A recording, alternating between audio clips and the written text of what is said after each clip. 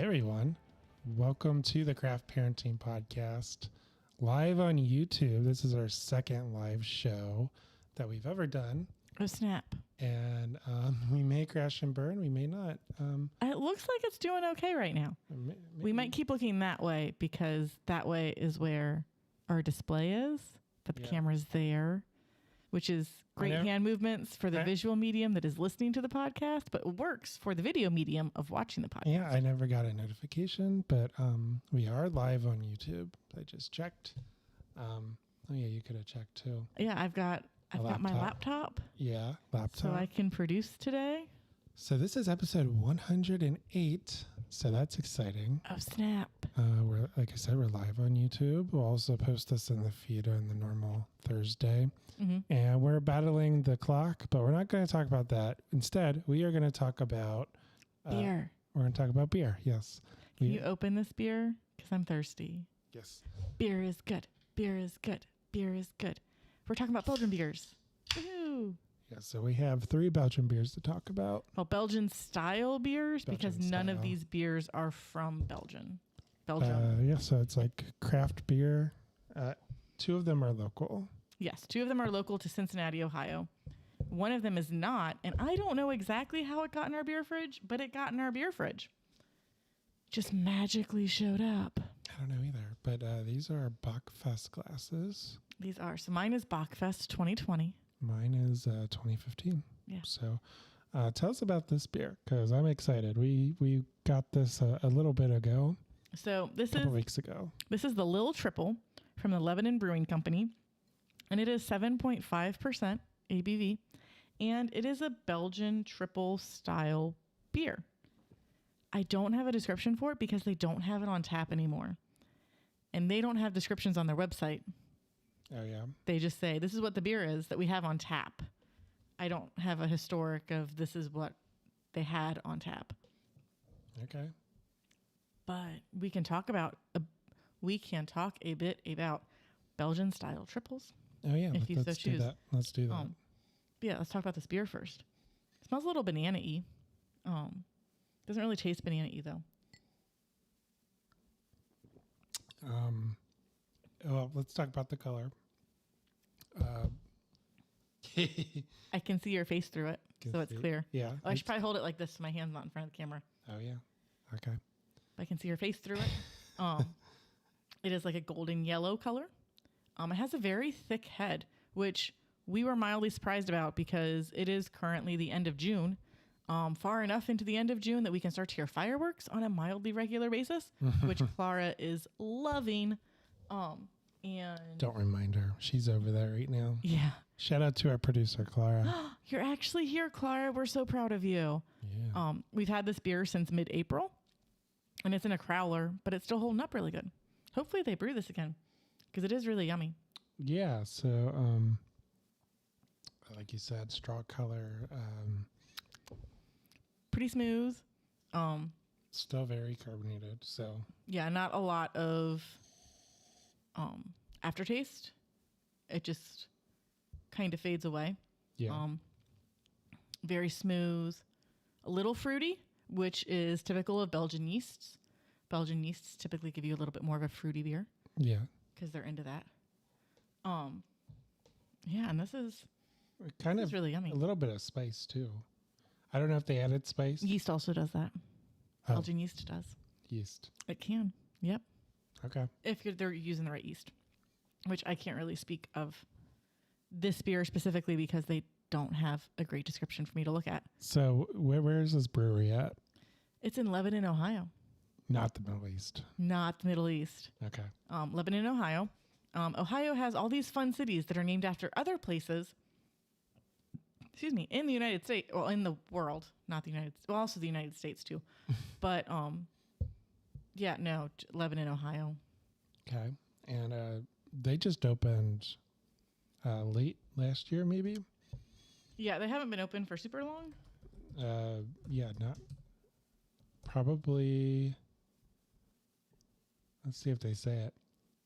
Mm-hmm. We're looking it up we're producing live on YouTube. But they're small. They're in Lebanon, Ohio, so it's North Cincinnati, the northern suburbs. Further north than Mason, if you're familiar with the area. We talked about them before. Probably September of 2022. Yeah. That's when there's some articles on it. Not quite a year, but almost. Yeah, they're sounds close. like. They're small. They're located inside of a old firehouse, which is a very popular place for breweries, which I get because you've got these giant doors that are easy to open if it's nice outside, or to get in your large pieces of brewing equipment. And they usually have big open spaces, which is also great for tap rooms or brewing spaces. Yeah, so then they're in this they're in this old firehouse. It's just one floor, but it's big. It has a kitchen with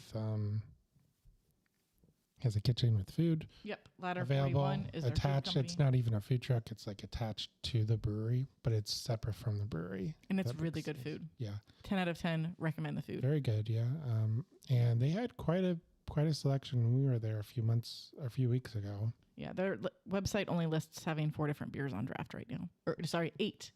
8. There's a big difference between 8 and 4. Yeah, 8 beers on draft. I mean, 8 is that's a lot, right? Yeah. I mean, but it sounds like they do like small batch stuff right now because they're just trying to figure stuff out.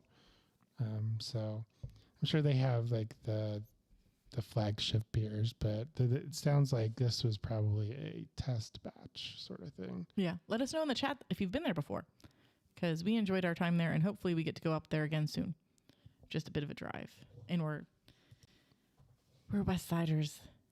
We don't like driving super far if we don't have to. But also we will drive to vacation instead of flying. I don't know where the chat is on this. Oh, no.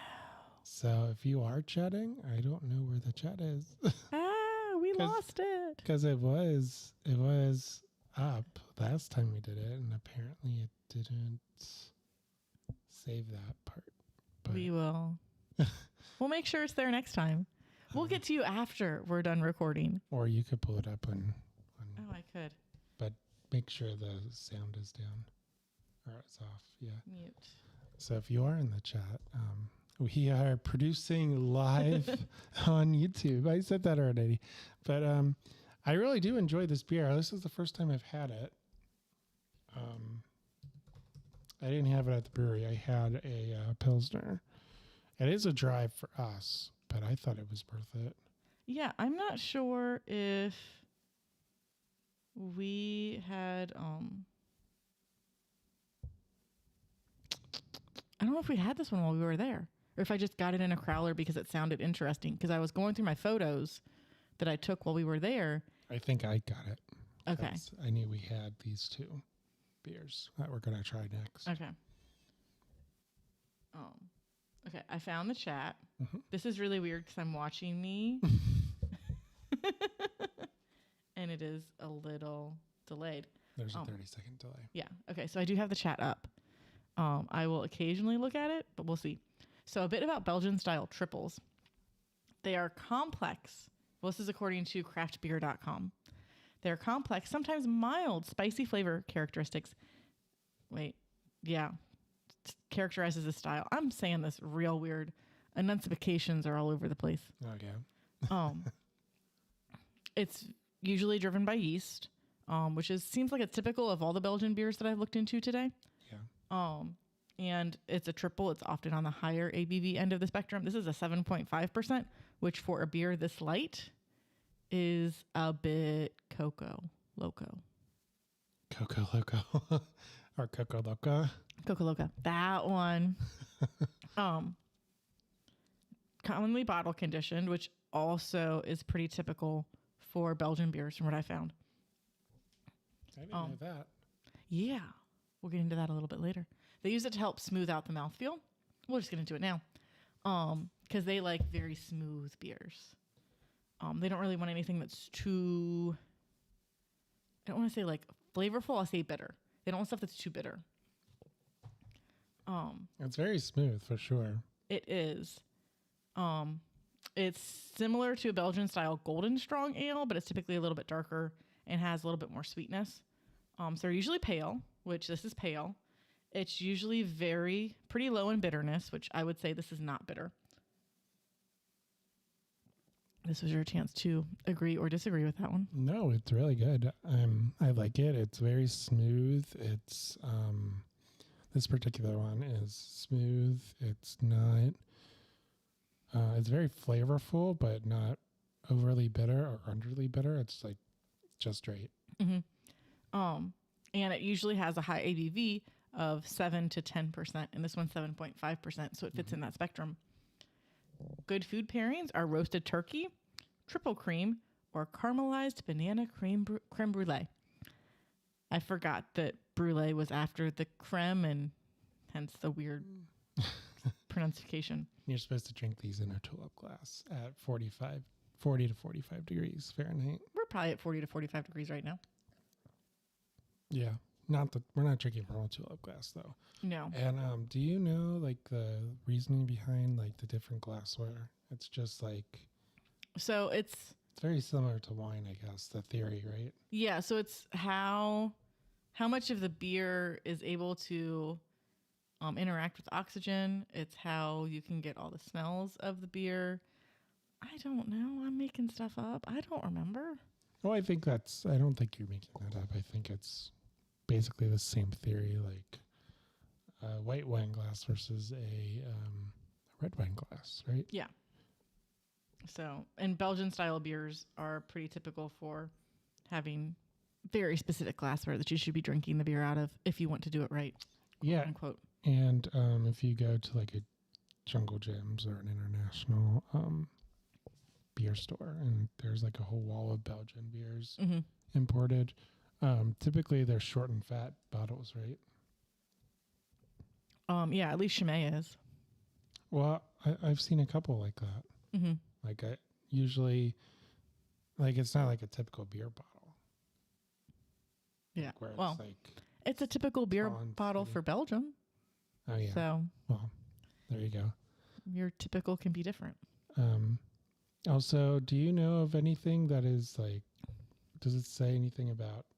You said it's bottle conditioned, so they don't do cans. Well, yeah, no, not usually. Well, like they'll do keg or bottle conditioning is pretty common for them, as opposed to like in the States where we carbonate and don't let it do its own thing because we want to be in control of what is going on. Okay, so our next beer, because we still have quite a bit of that crowler left, but we're gonna save it. We're gonna move on. We are gonna go to a little known place here in Cincinnati. You gotta be ready to hit the button because I can't hit the button and be live. So this is from a little known brewery that we never talk about called Westside Brewing Company. Westside. Thank you, me. I hope they can hear that. Surprise, surprise. We're talking about some beer style, and we have a Westside version of that beer. Yeah. Speaking of old, though, this is... it's definitely a beer that is old enough to walk and moderately communicate with its close relatives about what it wants. Because this was bottled in December of 2021. So this beer is about a year and a half old. Still holding up really good, though. So do you want to read the can, or do you want me to read the can? This is a Bière de Noël. It's a Belgian-style dark spiced ale. It's an ale brewed with spices. Ooh, yeah, it is. It's a big beer, 10.4% ABV, 30 IBUs. And the description is a special treat for the holidays. This Belgian style... Like holidays right now. Happy 4th of July and Memorial Day. A special treat for the holidays. This Belgian-style winter ale is a deep ruby color with a tan head. I would concur with that. Fruity esters from the Belgian yeast bring to mind aromas of plums and bubblegum while playing nicely with spices used in the brew kettle. Full-bodied and finishing on the sweeter side, this hearty ale is definitely a fireside sipper. Well, whoops. I mean, there's plenty of fiery explosions going off right now with fireworks. Yeah. It's a very weird way to describe fireworks, but it works. I bet this would be the opposite of a normal Belgian because it's a little darker. As far as like, we just read like a Belgian style triple. Mm-hmm. They said the recommended temperature would be like 40 to 45. I bet this would be a little bit, the recommendation is probably a little bit warmer. Probably to get a lot of those spices. Because I haven't tried it yet, but I feel like there's a little more meat to this than. It's good. You need to try it. It's still super spicy. Than the Lebanon beer. It is. I mean, these are two different beers. We're really good at this too, where we pick a style and we find 3 very different beers that fit into that style to compare side by side. Now, Belgian beers can have spices added to them. Yeah, I don't know if you can see that, but it's very tan. Mm-hmm. And it's a little red. I can sort of see Joe's face through it. I can but it's see like little yeasts. Oh, you do have little floaters in yours. I don't as much in mine, but it's got a little bit of floaties. And I don't know if that's so much of this has been sitting around for a year and a half thing. But I mean, it's still really good. I have not had a bad West Side beer that we found in the back of our beer fridge yet. Oh wait, we weren't supposed to drink at the same time. Oh right. But it's yeah, it's good. It's different, like you said. It's different than the triple. Mm-hmm. It's a little, as I expected, it's a little heavier, but it's not super heavy. And there's a aftertaste to it. Yeah, and I can't spice. It's got to be the spices because something's covering up the fact that this is 10%. Because it is very hard for me to determine that this is 10%. I don't get like a big burn alcohol flavor. I definitely do not get a burn alcohol flavor. No, this is another one of those dangerous beers. If I didn't just read what the ABV was, I would probably say this is like a 7 or 6%. Yeah. Like it's very smooth. It's very drinkable. The drinkability is high. And as you said, that kind of makes it dangerous. Mm-hmm. And so we may be recording this on a Sunday afternoon, but it's supposed to storm tonight. So we have 0 plans to go anywhere, which is why we decided we could do this episode now. Because we ain't going anywhere anyway. We're just going to... Plus the beer is old. And it needed to be drank. Yeah, we wanted to drink the Crowler before the Crowler went not as yummy anymore. Yeah, we try to drink them as quickly as we can, but I think we bought this one specifically for a podcast episode. You did. I just am along for the ride. Someone has to produce. Hey, I have some interesting episodes that I have in the works. Yeah. One of them is going to be like, what? All right. So what else do you want to talk about? So I don't really have anything about like spiced Belgian ales. But I mean, they're really yummy. I'm not sure. So an interesting thing, and when we start talking about Belgian stouts, we'll get into it a bit. There aren't as many like guidelines in the BJCP. Wait, BJCP, right? What's that? Pull up this other website because the other website had it. Is that like the Reinheitsgebot? But no, it's Belgium?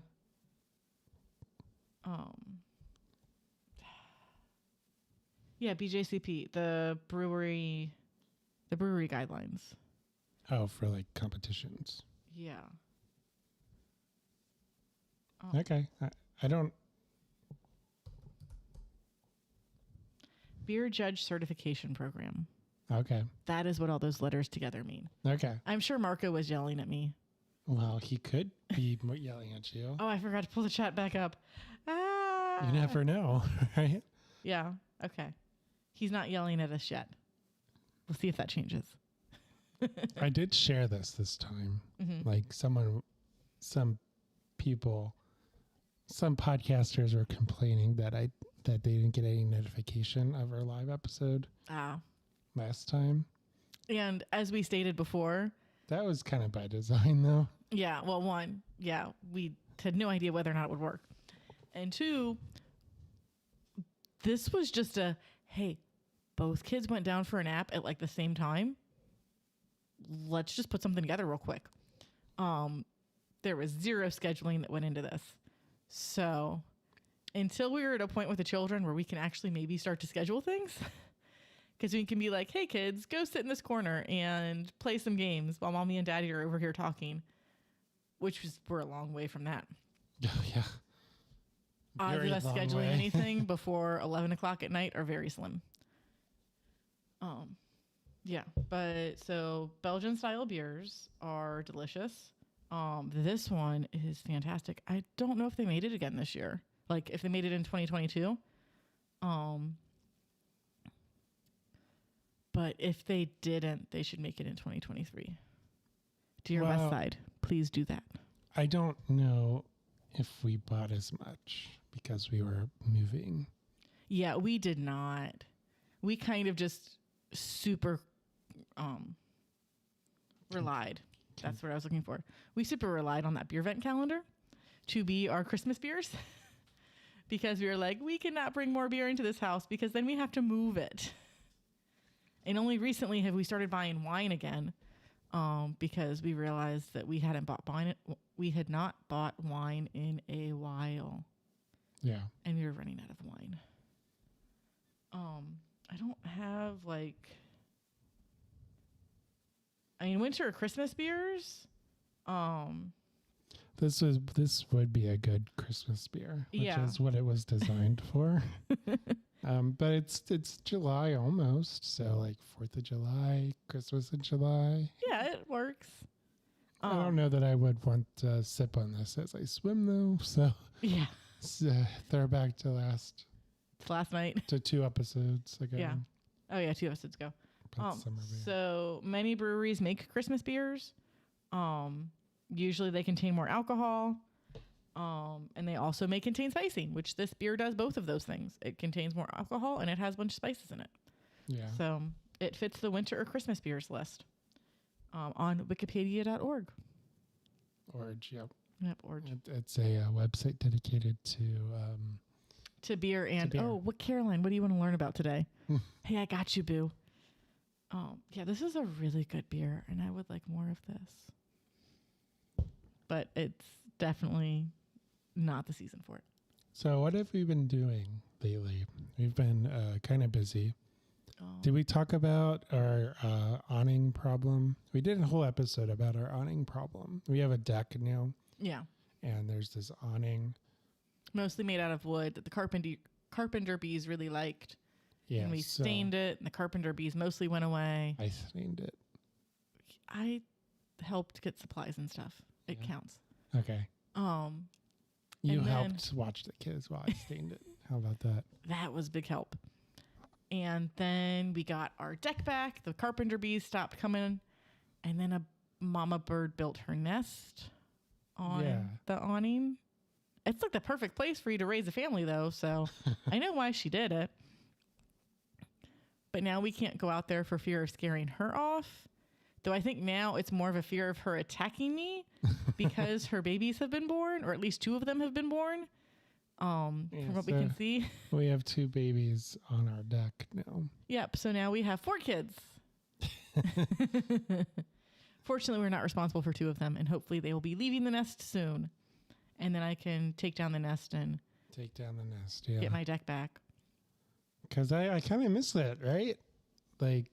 Yeah, because we started to hang out there at night after the kids went to bed. I went crazy, and I now have 2 tomato plants and a pepper plant on our back deck in an attempt to grow some fruits and veg. I accidentally murdered our strawberry plants. It was a very grim murder. Apparently I did some very bad things in an attempt to make the ants go away. And so the ants were attacking the strawberry plant, right? I thought they were attacking the strawberry plant. The guy at the garden center, no, they were probably going after aphids that had maybe laid eggs on our strawberries. And so really the aphids were the problem, not the ants. And the way that I treated the strawberry plant to get rid of the ants was actually what murdered my strawberry plant, and to never do that again. And if I have any more issues or concerns about my plants, to go visit this guy and not look at the internet ever again. It was... Someone just created a website that said, they said, how can I troll Caroline into killing her plants? I'm gonna make it SEO. She's so invested in the strawberry plant now. I'm gonna make it SEO optimized, so it hits the Google search, at the top of the feed. Mm-hmm. And so when she searches, she'll be like, "This is what you do," and then it'll sabotage her. Someone did that. I bet it was Marco. It was probably Marco. Marco, this is all your fault. He's very well versed. He's very tech savvy. He's very well versed in the tech world, so he knows exactly what I just said, and he's even better at it than I am. Oh man, and you're really good at it too. SEO, yeah. I'm very proud of you. It's a marketing thing. Mm-hmm. So the strawberries. He's so smart. He's only been to college once. Yeah, I've been to college twice. Yeah. I'm not that great. No, I think when I say once, I just mean one day. Oh, okay. He was so smart. He only needed to go to college that one day. Mm-hmm. Yeah. So we had hope of getting like at least 5 strawberries off of this plant, and now there's zero hope of getting any strawberries. But I know better for next year. Yeah. I commandeered, because I'm just going to do container gardening, I think, because then I have more control over what's going on, although I don't know whether or not that's a good thing for the plants or not. But I can put everything up on our deck, so I know that Zoe can't get to it and eat it, or like the deer can't get to it, or the rabbits can't get to it. Okay. Because we have a lot of wildlife around our house, and the deer have completely decimated my deer-resistant annuals that I just bought. I have none of them left. Update on that. I think we talked about this. Yeah, in the last episode. You spent like a half a day digging up the grass around the mailbox. And that still looks real nice. And those plants are doing okay. Okay, so those plants are doing okay, but there are flower beds against the house, which you planted, quote, deer-resistant plants. Yeah, to get them to not eat my non-deer-resistant plants. And then the next morning I go outside, and they have eaten the tops out of 2 of the 4 of my deer-resistant plants. And I'm like, what the hey? Okay, whatever. The next day I come out, and they've literally pulled one of them out of the ground. Yeah. One of them doesn't even look like it's there anymore. The other one's still half sticking out of the ground because I haven't tried to fix it. But I did buy deer spray that I'm going to spray tomorrow. Okay. Because it's supposed to rain a lot today. And that is supposed to deter the deer from eating things. But they make no promises, because if the deer are hungry enough, they'll still eat the stuff. And you're supposed to reapply it like every month. Oh, yeah. Well, we love our deer. We do. They're like Elliot's siblings at this point. He's like, baby deer, mama deer, dada deer. He's like, so excited when he sees them. Mm-hmm.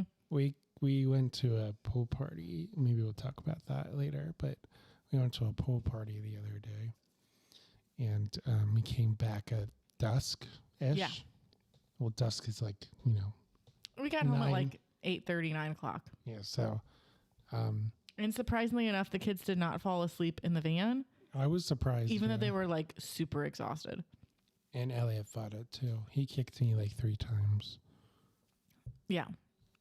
Lily tried to like get 20 things out of me before she went to bed. We pulled into the driveway, and across the street, there's a house. Oh, there's a house across from our house. And then there's like 3 empty lots that allegedly will not really get built on because they're a little too small to build on, according to like the rules of our neighborhood as far as like how big your house has to be versus how much. It's not flat either. It's a hill. It's a giant hill. It is, because the neighbors across from us, oh my goodness, these poor delivery drivers. They essentially have a 3-story house, because their basement is at ground level. But then they have their first floor and their second floor. So to drop off groceries, these poor delivery drivers, and like, I get it. Like, if I lived in this house, I would probably be like, yeah, deliver my groceries so I don't have to hike them up these stairs. They get a grocery delivery once a week. And I feel sorry for these poor delivery drivers because they've got like 10 bags and they're walking up the stairs and they got to do it at like 2 or 3 trips. And I'm like, if you are not tipping these people well, like all your eggs are going to be busted because there's going to be like drop. I don't care. But it's so many stairs. And I mean, like, our house is so many stairs, but at least it's like you go in on the first floor and that's where most of your stuff is. Well, the thing I like about this house is our laundry room is on the main floor. Yeah, that is nice. I don't think I'd want a laundry room on the second floor. Right. Because to me, that's a little bit too weird. My aunt and uncle's house, which is old house, which is up the street. Mm-hmm. They had a laundry room on the top floor. Yeah, and like, I understand the majority of your laundry is coming from that very top floor. But I also don't want to like have my washing machine running right next to where I'm sleeping. Because sometimes I run loads of laundry in the middle of the night. Yeah. And I just rather that be happening downstairs so I don't have to hear it. Or if it floods. Yeah. Or if it floods, not. I mean, if it floods on the main floor, I mean, it's the same issue, but. Yeah. So I guess that's not really a good argument. It's right next to the garage. So hopefully it'll just all go out the garage. It's fine. Yeah. I don't know. Maybe we need to get one of those basins for it. Basins? Yeah. Sometimes people they get like a little plastic basin to put their washing machine in because that has a drain. So if it overflows, it goes. Yeah, that's right. Because I guess the whole reasoning is, if it's in the basement. That's the lowest point of your house anyway. There's usually a drain. And there's not a drain down here anywhere. There might have been and they plugged it up. Oh, no, there's one by the... Well, there's one by the water heater. Yeah, there's one by the furnace. But that's usually where they live anyway. But it was designed that way to be that, Yeah. The laundry room's on the main floor. You need to finish your beers because I finished mine. Oh, okay. And I'm very proud of me because I finished my beer before you. What? That like never happens. So yeah, this is a really yummy beer, and it like. I might need a new cup though. Okay, let me go get a new cup real quick. Yeah, because look at, I don't know if you can. Oh yeah, I can see that. I don't know if they can see that. But that's okay. There's a lot of floaters in this in the bottom of my glass. Oh god. Yeah, this is what happens when you have me move the cord so I don't trip on it. Okay. Wow. Sabotage. I've been sabotaging. All right. But we also yesterday was my sister's birthday, so happy birthday to my baby's sister, who is not so much of a baby anymore. Although she kind of acted like it. She was worse than Lily. I think on purpose. Partially on purpose, partially because she never drinks alcohol, so she has no tolerance.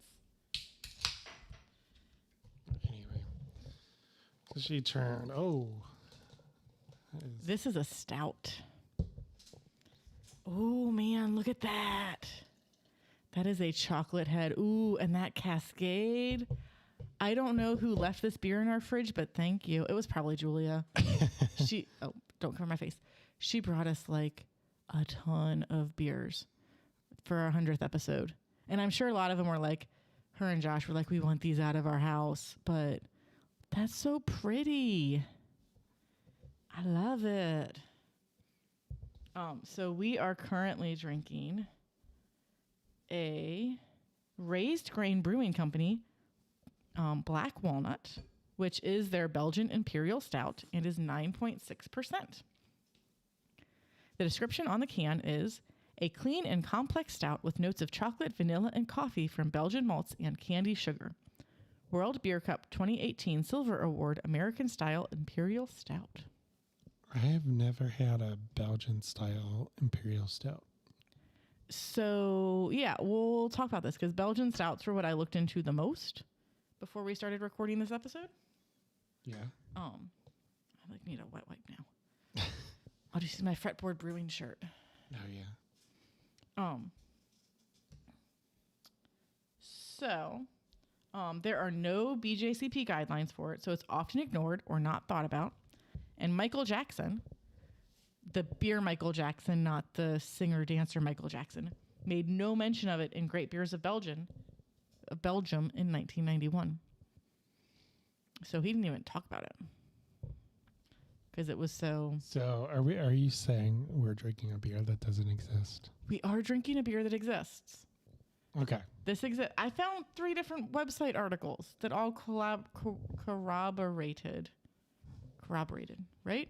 Is that how you say that word? Yes. I don't know. So where are these folks from? That I did not look up, and I was about to look that up, so thanks for that one. Oh, they're from West Virginia, though. Oh, that's no. Wisconsin. They're Wisconsin. One of those super... Waukesha? Waukesha? I don't know. Wisconsin. Yeah. I was about to Google them. Talk about the beer. I've never heard of Raised Grain. So, let's see. Let's do, I'm drinking this from a Guinness Draft class. Yep, which has Ludwig engraved on the back of it. Yeah, our last name is on the back of it. So Kroger. Because Joe knew if he got his name engraved on it, I would steal it all the time.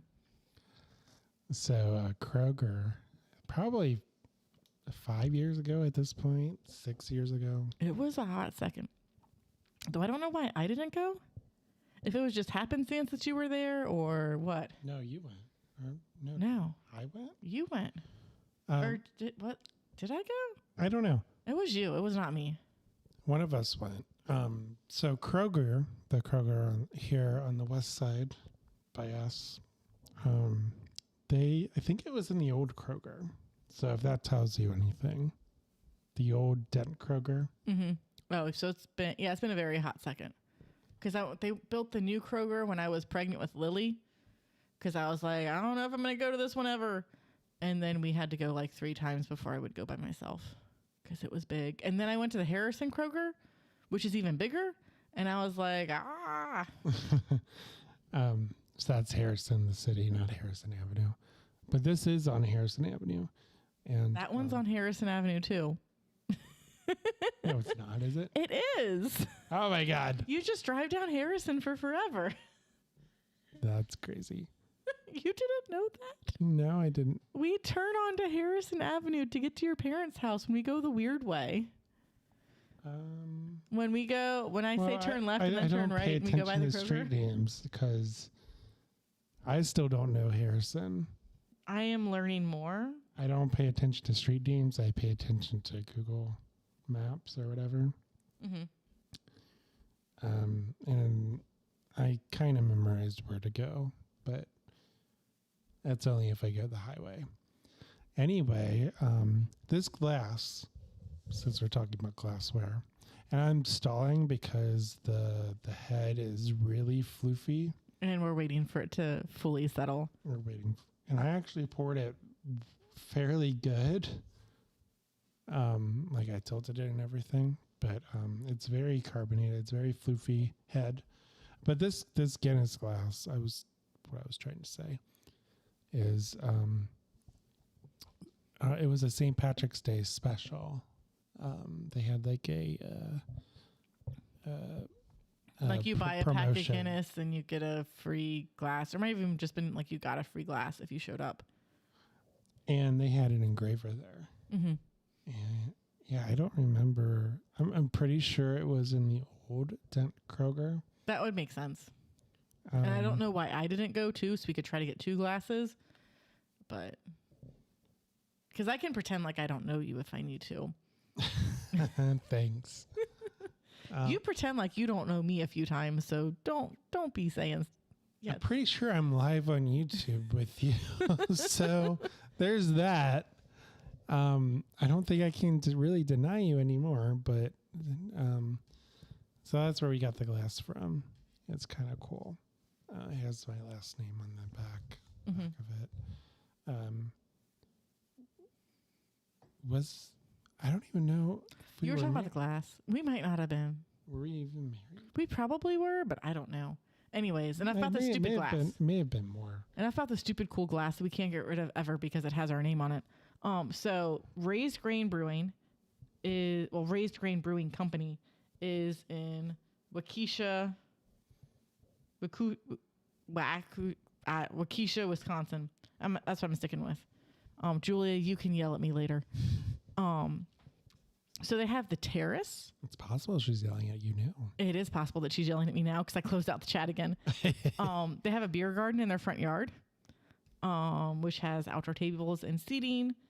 And they have open air containers, which just look pretty cool. Like if you take like a shipping container and you knock off 3 of the sides and turn it into a bar, so you have covered seating, but you're not inside. That is interesting. Yeah, looks like it. Like you can raise the doors up, like the doors of the DeLorean.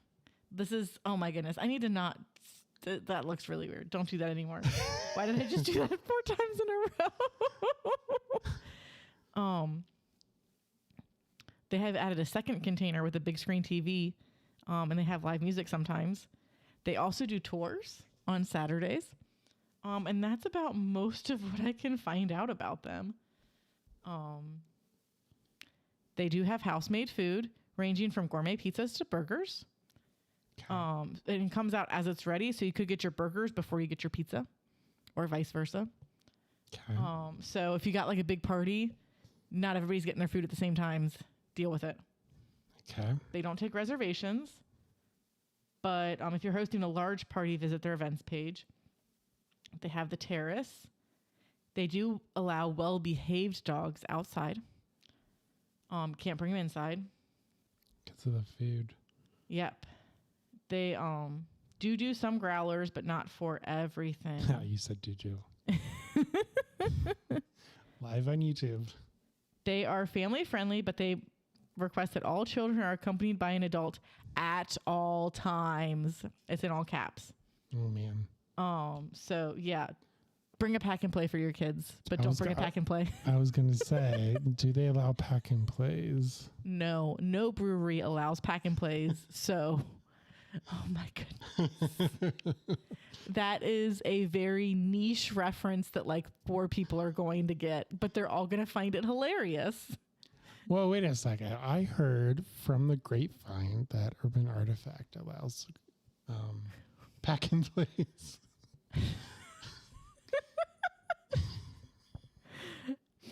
Urban Artifact is the most kid-friendly brewery in Cincinnati. They love children in their tap room. There is 0 sarcasm in that statement. Urban Artifact is good with kids outside. They're good if you bring their kid there too. Just don't let them be a little menace. But there are certain members of the family at Urban Artifact who have feelings on children in tap rooms, who now have children that I have seen bring said children to tap rooms. So I don't know what their thoughts are on that now. I think it's changed. I think we're referencing a very, very dated, a very old episode of the Cincinnati Brewcast. I didn't know Marco and Julia were here. Where are they at? Oh, we should invite them over for one of these at some point. I don't know. Do we have a table big enough? How are we going to do that? Oh, so this is where I tell you that I do want to buy a bigger table. Oh, boy. So I can take it to craft shows. Oh, yeah, of course. So, how are we going to fit it here, though? I mean, we just shove all the kid toys out of one corner of the basement and we'll be fine. There's a bar there, though. There is a bar there. Should I? No, I can't show people the bar because the bar's a mess right now. I'm working on some home improvement projects at the moment. We're not moving the camera. No. It's set. So other things that we're doing. Okay, tangent, and then we'll talk about the beer because we haven't talked about the beer yet. Okay. Another thing that I'm doing right now is I am unpacking my craft room, and I have purchased 2 bookshelves, one of which will have a set of doors, the other which I'm going to be purchasing a set of doors for tomorrow. So I can close up most of my craft supplies to help ease Joe's anxiety about all of my craft supplies. Zoe's down here, too. Zoe is down here, too. I didn't even know that. I knew that. She's our second silent producer. So I've currently got some tools out so I can mount those to the walls and make sure they're all secure and stuff. But I was looking for a specific bin of my craft supplies that has most of my finished goods, sellable items in it. Yeah. And I couldn't find it. And I texted my mom and I was like, hey, Mom, do I still have bins in your basement? Because I think that I still have like a few bins in your basement, but I'm pretty sure they're mostly kids' clothes. And she's like, yeah, you've got kids' clothes, you've got a bin of adult shirts, and this bin of junk. And she sends me a photo of the bin of junk. And I'm like, hey, Mom, that's all of my sellable items. Now, in her defense, the sellable items are in like takeout containers and Joe's shoe boxes. So the bin looks very random and junky. But I'm like, that's where my earrings are. So now I have my earrings packaged all nice and pretty. Have I showed you those yet? I'll show you those after this. I saw it back there. Yeah, and I'm looking on a stamp. Yep, I found my stamp, and I'm working on. It says Caroline's Creative Crafts, and you stamp the paper. Yep, and then I hang earrings on it. I believe I designed that logo in Photoshop. You did. Although it's nothing to. This was your early Photoshop days. It's nothing to sneeze at. It's basically clip art. It's nice clip art. So I have my stamp, and I'm trying to figure out how I'm going to package my scrunchies so I can start making scrunchies and then contacting a handful of places to see if I can do some pop-up shops. Yeah. So I can get some of the, quote, craft crap out of the house. I mean, the house is never going to be clean. No. I just need to understand that. So and make peace with that. So I was talking to a friend who has 3 girls, and they still live in our old neighborhood, in a house that's about the same size or maybe slightly smaller than our old house was. And she's like, yeah, we're starting to look for a new house because like the kids stuff, it just takes over everything. 3 girls? Yes. And I was like, well, so the biggest difference of having a bigger house is just how the kids, I mean, it's not really a difference. The kids make the same amount of mess.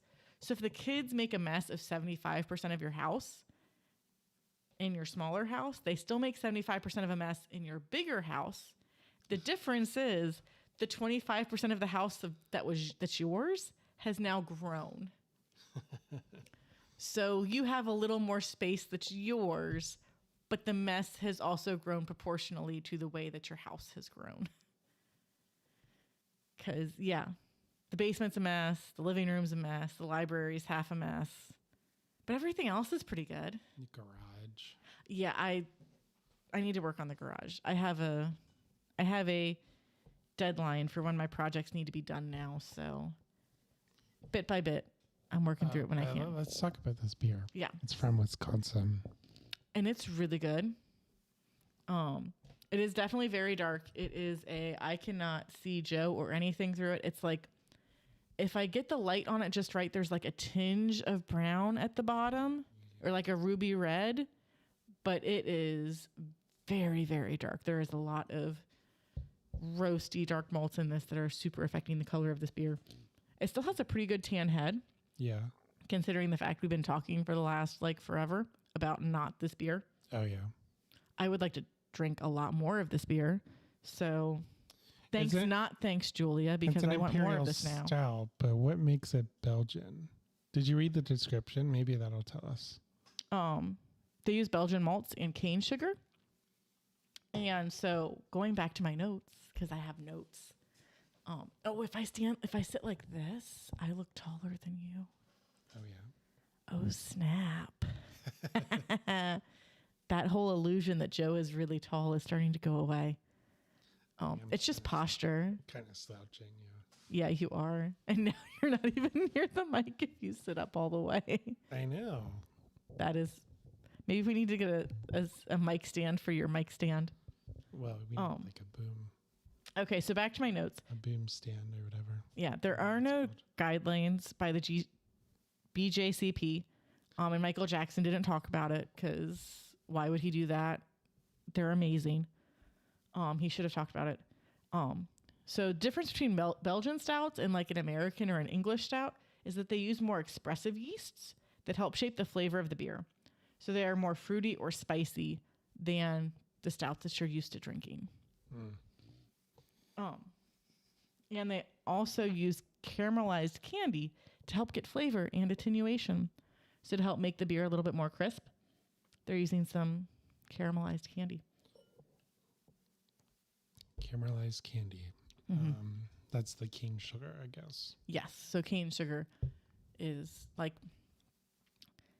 caramel or caramel is just sugar that has been roasted / cooked for a very long time and treated in a very specific way. And then it changes everything about itself, except for how sweet it is. This is a sipper for sure. Like this is definitely a sipper. Like I'm glad this was supposed to be our middle beer, and I'm very glad that we ended with it because we talked about the West Side beer, which was 10%. This is 9. I could chug that beer and not think twice about it. And this one, I think it's because it's just so much more roasty. This is very roasty, very heavy. Not as much spices, but like I get a little bit of fruity. And maybe I'm just thinking that fruity into existence, but I feel like there's something different. I wonder how old it is, too. I don't know. This can does not have a date on it. It doesn't say. And I swear Julia told us, but I do not remember. It's probably at least a year old, I would imagine. I would imagine so as well. So maybe that took away some of the spice. I just get roasty. That's all. Definitely lots of roasty, which is not exactly what Belgian stouts are supposed to be. But maybe that's because of the age. It could. No, I don't think so. You think the spices would stay as it ages? Well, I mean, they did with the other beer. The spices still stuck around with our winter warmer. The vodka stuck around with that one too.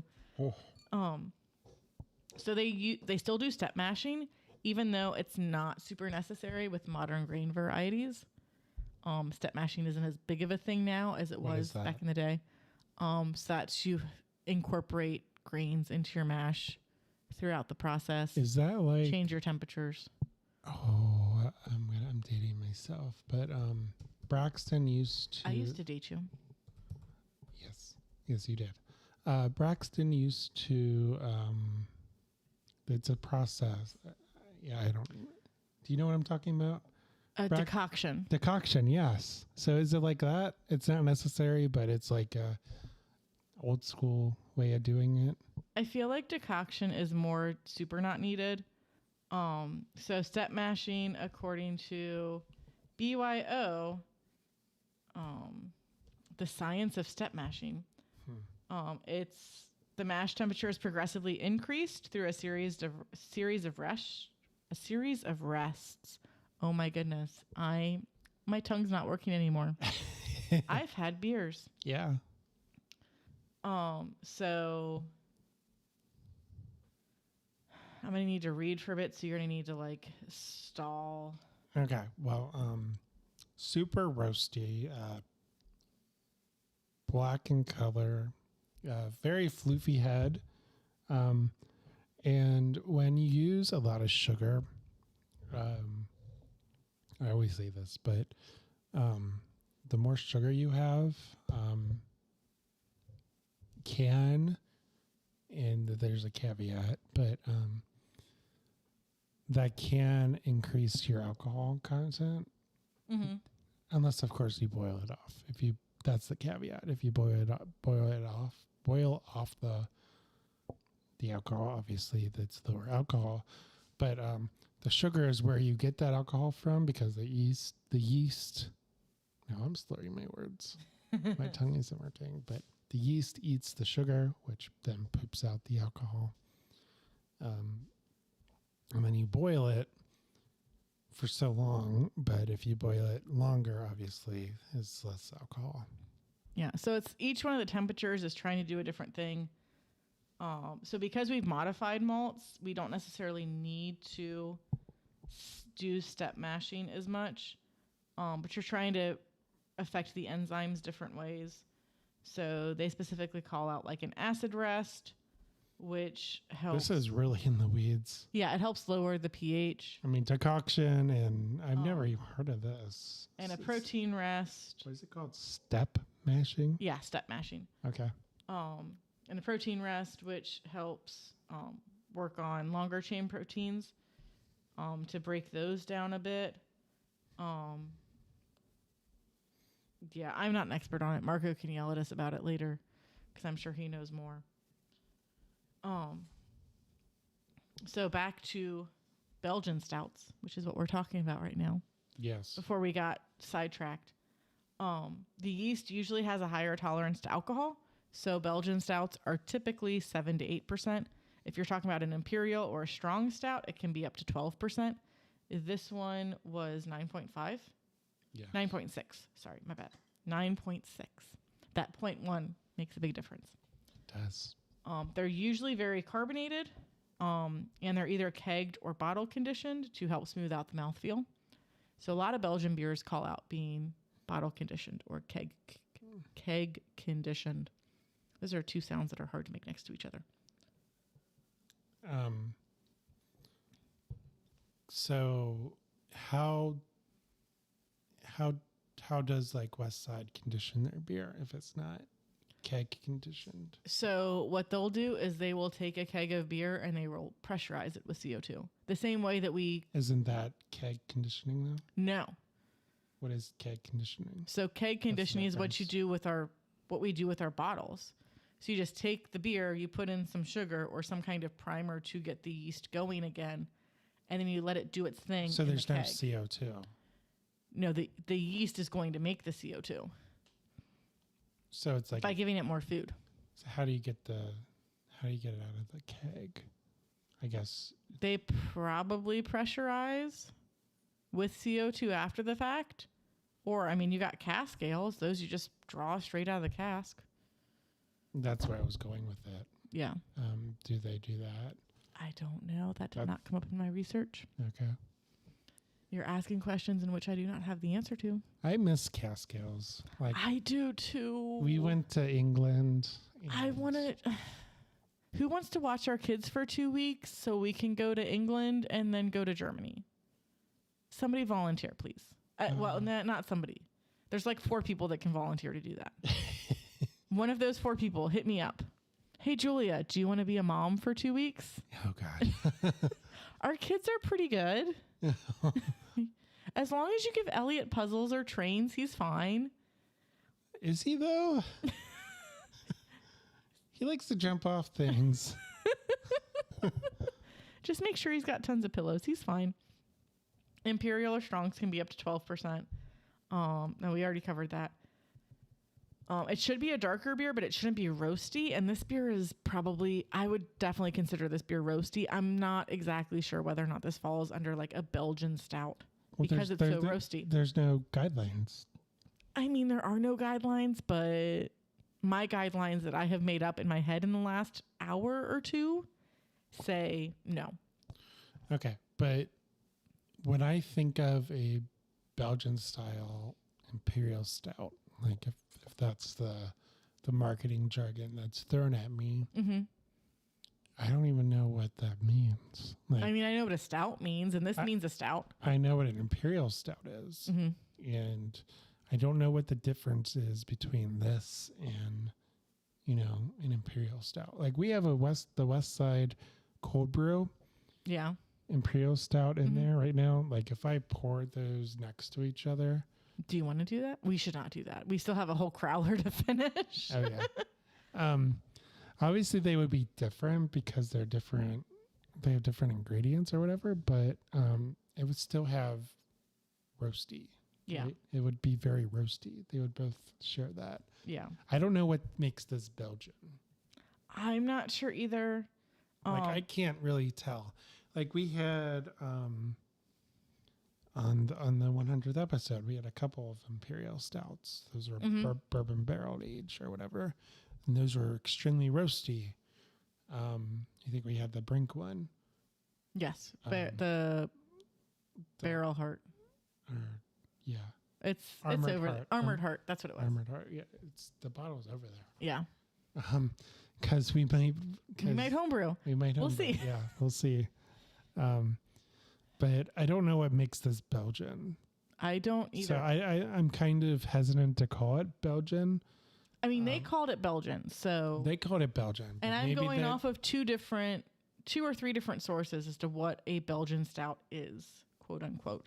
Okay. So my notes say it should be darker beer, but shouldn't be roasty. And this is either due to a preference of not overly roasted beer, or the fact that some of the more roasted malts weren't available widely until recently. So until recently, the most prominent roasty malt was a chocolate malt. And that was mostly just used for coloring.